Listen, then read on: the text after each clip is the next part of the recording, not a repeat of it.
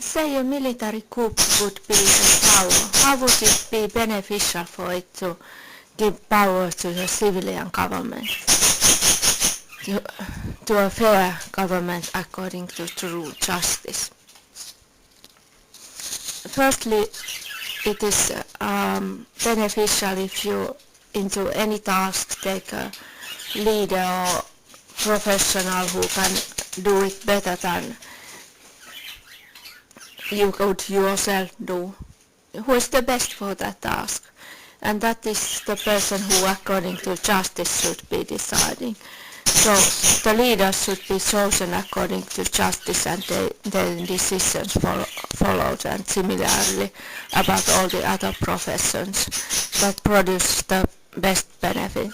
And of course that makes sense inside your own group and in the environment that you benefit from, and then it would be most rational for you to, if you could arrange everything so that it is according to the greatest benefit, that you always get the best options, and that is according to justice.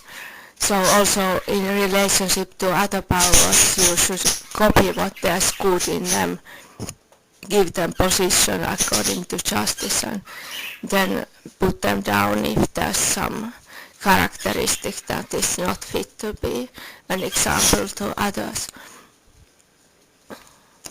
But then how does this exactly go if an army makes a military coup and then decides to optimize power benefit, optimize its own forces, the nation to what greatest benefit? So how does one end up then in a really moral government, moral arrangement, if one first has the situation that there's somebody in power who ought not to be there? So first one optimizes the system towards justice, and then one takes a look at what is it that one wants to benefit, because now the benefit is still going to the army. So what is it that makes the system even better optimized? What is it that gives me more income and more kind of content to my life? And that is typically being the most fit individual that you can imagine. Fitness and happiness go hand in hand. So I have written a book, Hard Rationality of Feelings and Instincts, about that.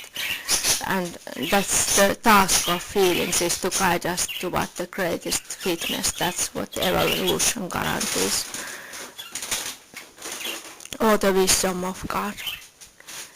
So if you want to be the fittest possible, you should be fit yourself and then have the fittest allegiance on your own side. And that should guarantee yourself survival and well-being for the rest of your life, if you manage to keep those causes of action, those things in your life. And you kind of, if you are very fit, you would like to try your forces to something, and that would be most meaningful if you would try to something that is worthwhile doing. And if you at the same time work in a way that makes your group stronger, so that you are creating a stronger allegiance and a practice in your group that makes the group stronger and stronger. And so that means playing for justice, so taking a little bit smaller position when you do not deserve it, and taking all the benefit when you deserve it, and taking the benefit wisely, kind of aiming at your own health and health of your social life and health of the practices in the group and in the relationship of you and your group to the world at large.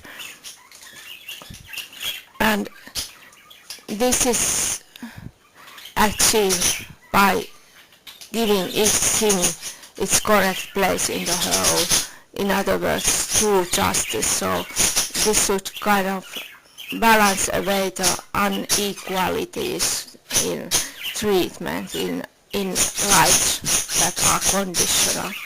How to say this? All should be equal under the law, under the rulers.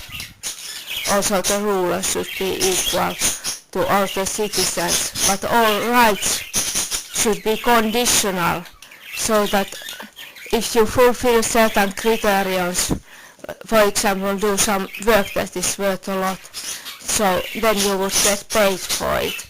And if you harm the system, then you get punished. So this is kind of plus-minus feedback system that optimizes the group, the nation, towards greatest benefit for all its parties. It's the usefulness of cooperation together with the usefulness of arranging the cooperation in the most rational way.